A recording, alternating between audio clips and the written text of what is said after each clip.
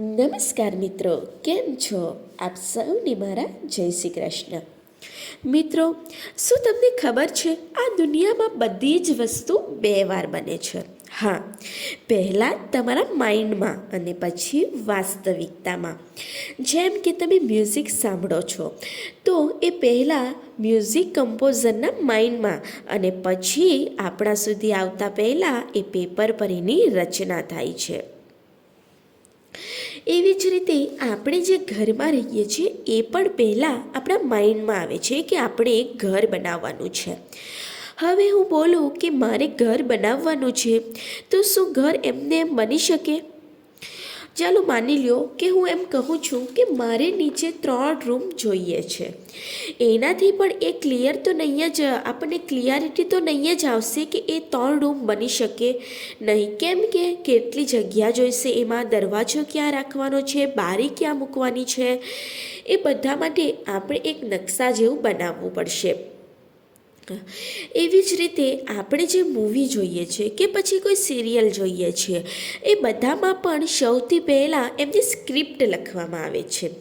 Script વગર એ લોકો reality shape લઈ જ ના શકે કે કેટલા કેરેક્ટર્સ હશે, સ્ટોરી શું હશે, કેરેક્ટરનો સ્પેસિફિક રોલ શું હશે, લોકેશન શું હશે, બધી જ વસ્તુ એકદમ પ્રોપર અને ક્લિયર ડિફાઇન કરવામાં આવે છે.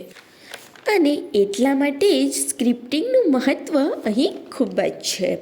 તો મિત્રો, તમને ખ્યાલ આવી જ ગયો હશે કે આજે આપણે વાત કરવાના છે સ્ક્રિપ્ટિંગ વિશે. તો સ્ક્રિપ્ટિંગનો ગુજરાતીમાં અને હિન્દીમાં બંનેમાં એનો મિનિંગ થશે પટકથા. સ્ક્રિપ્ટિંગ મેનિફેસ્ટેશનની એવી ટેકનિક છે કે જેમાં તમારે તમારા ડ્રીમ્સને અથવા તો તમારી ઈચ્છાને લખવાનું હોય છે. તમારા ડ્રીમ્સને લખતી વખતે એકદમ પોઝિટિવ ફીલ કરવાનું છે. ફીલ કરો કે તમારું ડ્રીમ્સ અથવા તો તમારી ઈચ્છા મેનિફેસ્ટ થઈ ગઈ છે.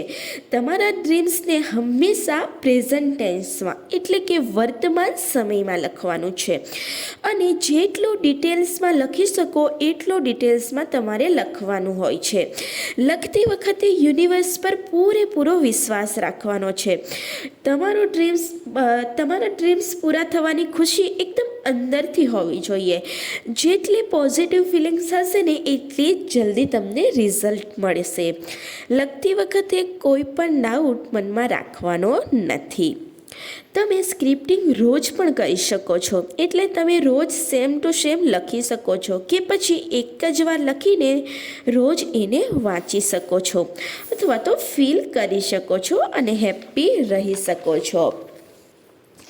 અને જો પોસિબલ હોય અથવા તો પહેલાં તમે થોડી વાર માટે મેડિટેશન કરો, એટલે કે તમે ધ્યાન કરશો તો ખૂબ જ સારું તમને ફીલ થશે.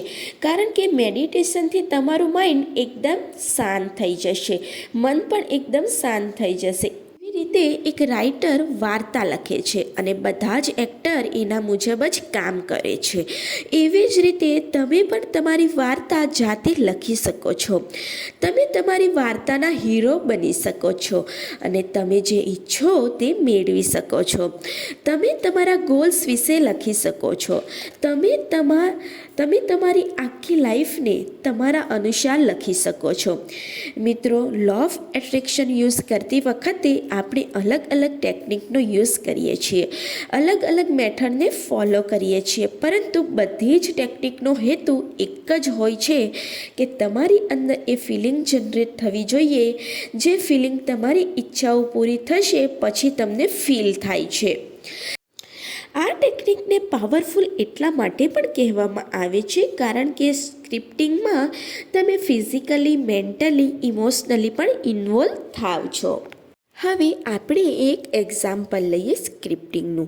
અહીં હું તમને એક ખૂબ જ ટૂંકમાં માહિતી આપું છું, એને તમારે ડિટેલમાં લખવાની છે. જેમ કે ધારો કે તમારે કોઈ ઘર મેનિફેસ્ટ કરવું છે, તો સૌપ્રથમ તો તમારા માઇન્ડમાં એનું પિક્ચર એકદમ ક્લિયર હોવું જોઈએ. હવે તમારે કયા એરિયામાં ઘર જોઈએ છે એ પણ ક્લિયર હોવું જોઈએ અને એ બધું જ લખવાનું છે. તમારે કયા એરિયામાં જોઈએ છે, કેટલા સ્ક્વેર ફૂટ હશે, તમારા ઘરમાં કેટલા કેટલા રૂમ હશે, ઘરમાં જે મંદિર હશે એ કેવા પ્રકારનું હશે, ઘરમાં જો ગાર્ડન છે તો એ ગાર્ડન કેવા પ્રકારનું છે એ બધું જ લખવાનું છે.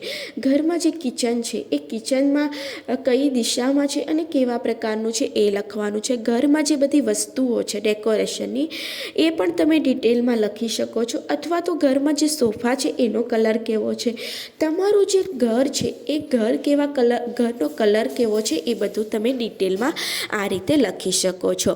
આ રીતે તમે તમારી ડ્રીમ જોબ માટે પણ લખી શકો, અથવા તો સ્પેસિફિક પર્સન સાથે તમારે જો મેરેજ કરવા હોય તો એના માટે પણ તમે લખી શકો છો. ધન્યવાદ.